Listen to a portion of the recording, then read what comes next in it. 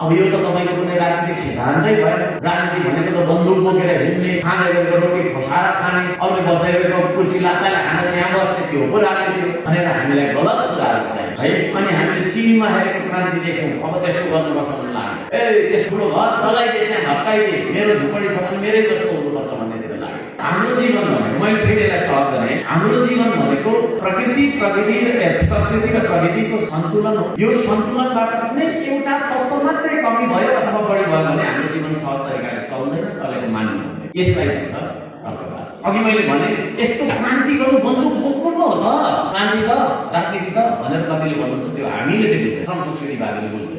र त्यो प्रकृति, संस्कृति र प्रविधि नै हाम्रो जीवन हो भनिरहेका छौँ भने हाम्रो राजनीतिक दर्शन पनि हाम्रो जीवन जस्तो हुनु पर्यो।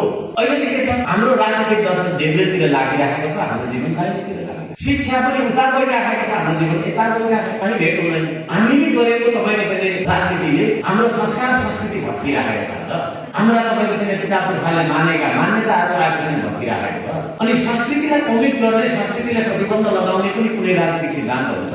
ठुल्ठुलो घरहरू बनाउँ, पैसा तपाईँको चाहिँ सुनको पलाङमा सुत्नु, तर तपाईँले गुरुङ भाषा चाहिँ नबोल्नु है भनेर भन्यो भने त्यो विकास मान्ने मैले, तपाईँले मान्ने होइन नि त। त्यसले गर्दाखेरि हामी भौतिक विकासलाई मात्रै विकास मान्दैनौँ, सांस्कृतिक विकास पनि हुनुपर्छ, प्राकृतिक विकास पनि हुनुपर्छ। ठुल्ठुलो बाटो बनाउने, सबै प्राकृतिक सम्पदा चाहिँ तहस नहस गर्ने, वन जङ्गल उडाएर विकास हुँदैन। हर्कवादले त्यसलाई विकास मान्दैन। प्रकृतिको हामी संरक्षण गर्छौँ, प्रवर्धन गर्छौँ, संस्कृतिको संरक्षण गर्छौँ र प्रविधिको विकास गर्छौँ। हाम्रो प्रविधि थियो पहिला, पछि गएर हामीले सबै कुरो अरूकै भन्नु थाल्यौँ। आजभन्दा तपाईँको 15 वर्ष पहिला बिना छिनो, बिना फलाम, जाँतो, दुईटा जाँतो यसरी पिनेर मकै पिन्नुपर्छ भन्ने पुर्खाको सन्तान होइन हामी।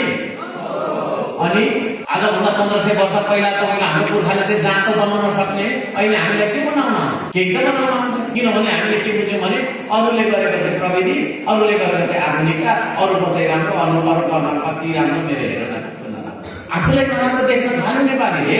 त्यसले गर्दाखेरि आफ्नो दाजुभाइ बहिनीहरू, नेपाल नराम्रो, नेपालीसँग नेपाल चाहिँ यस्तै हो, नेपाल हो नि त, नेपालमा त केही हुँदैन भन्नेतिर लगाइदियो भने हामीले पनि हुँदो रहेछ भन्छ। त्यसले गर्दाखेरि ती सम्पूर्ण तपाईँको चाहिँ उपनिवेशवादी सोच विचार, पराधीनवादी सोच विचारको विरुद्धमा होइन, स्वाधीनताको पक्षमा उभिने र त्यो कुरालाई प्राप्त गर्नका लागि श्रम र श्रमदानलाई चाहिँ तपाईँको चाहिँ अनिवार्य बनाउनु पर्छ भन्ने एउटा हाम्रो तपाईँको चाहिँ सिद्धान्त हो।